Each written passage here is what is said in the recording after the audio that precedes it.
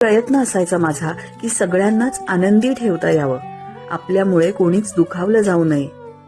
पण आता तसं नाही करत. आता मी जे खरं आहे तेच बोलते. मग समोरच्याची चूक असेल तर ती तिथल्या तिथे दाखवून देते. समोरच्याला चांगलं वाटावं म्हणून चांगलं बोलणं सोडलंय मी. शांत असते हल्ली, पण त्याचा अर्थ असा नाही की कमजोर आहे. थोडंसं अलिप्त राहते सगळ्यांपासून. म्हणजे नातीच तोडून टाकलीये असंही नाही. फक्त छोटासा बदल केलाय.